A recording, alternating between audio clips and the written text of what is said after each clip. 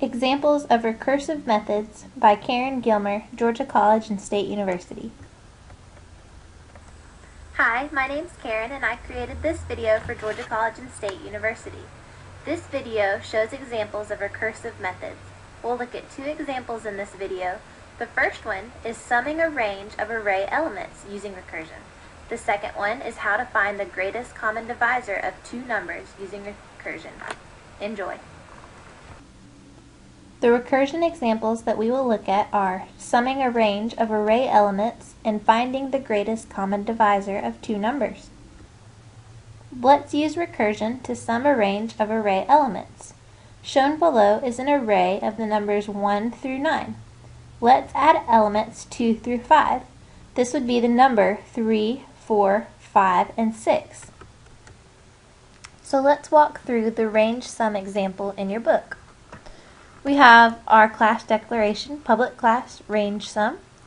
We have public static void main string args, our main method. We declare our numbers array with the numbers 1 through 9. And for this example, we're going to sum the elements 2 through 5, which means this is element 0, 1, 2. We're going to sum 3 through 0, 1, 2, 3, 4, 5. So 3 through 6. The sum at the end should be 18. 3 plus 4 plus 5 plus 6. So the only other thing that we have in our main method is our print statement, where we say system.out.print the sum of elements 2 through 5 is, and then we call the range sum method. Initially we pass to the range sum method the numbers array, the starting element 2, and the ending element 5. Our range sum method is the method that we will use to recursively calculate the sum of these elements. So let's look at the code for this method. Here we have public static int range sum. We pass the argument int array, which was numbers, the starting element, and scroll over, the ending element. So the recursion inside this method is based on an if-else statement.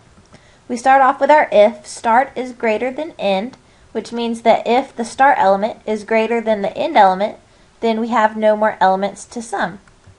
So with no more elements to sum, we return 0 and terminate the recursion.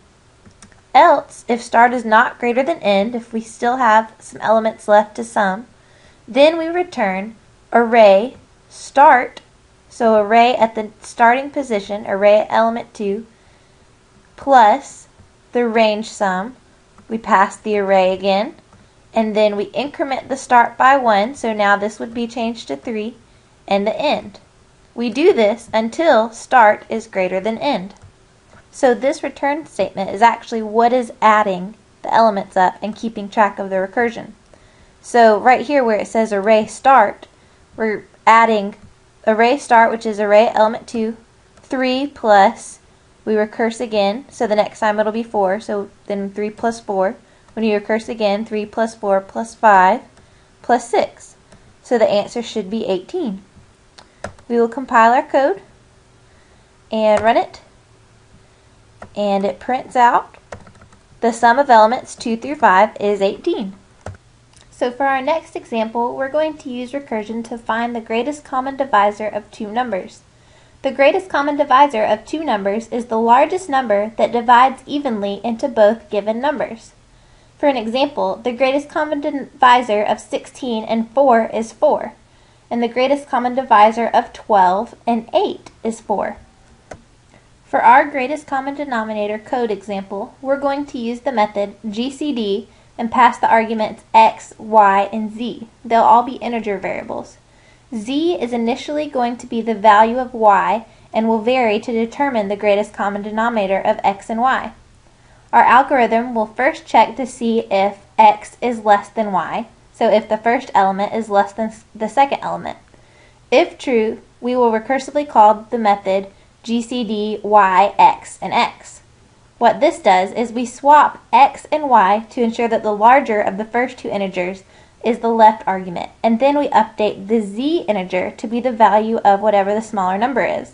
Formerly it was set to y, but now it'll be set to x if x is the smaller number. our code will return the greatest common denominator when x modulus z equals 0. That means x divided by z has no remainder, and y modulus z equals 0. This statement means that z divides x and y evenly.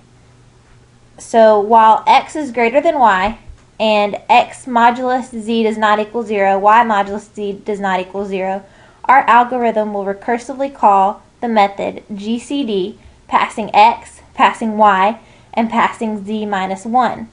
The z minus 1 is used to decrement the smaller number by 1 until a common denominator is found. So here we have our recursive example of finding the greatest common divisor. I import my scanner class, say public class GCD demo is what I named mine. I have my main method. I declare two int objects, num1 and num2, inside my main method. I then create my scanner object, scanner keyboard, equals new scanner system.in. The first thing I do is I ask the user to enter an integer. I store that integer that they entered in the num1 int variable. I then ask the user to enter another integer and store it in the num2 variable.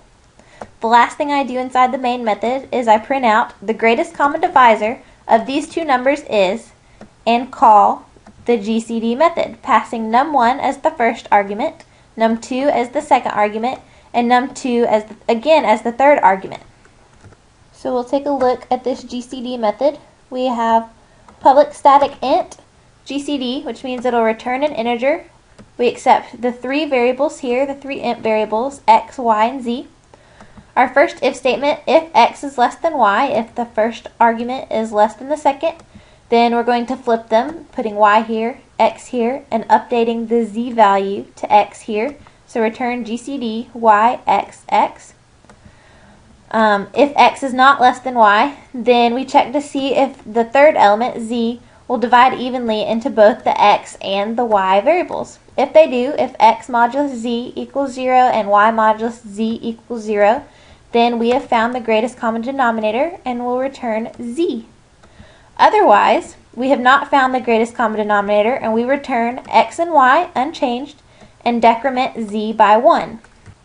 I'm going to uncomment this print line statement so that at each iteration it will print out the values of x, y, and z. We'll compile our code, run it, enter an integer, I'll say 16, another integer, 12, and it says the greatest common divisor of these two numbers is 4. It prints out x, y, and z every time, each time decrementing z until the correct divisor 4 is found. We can copy this line up into our first if statement to prove that this flip method works.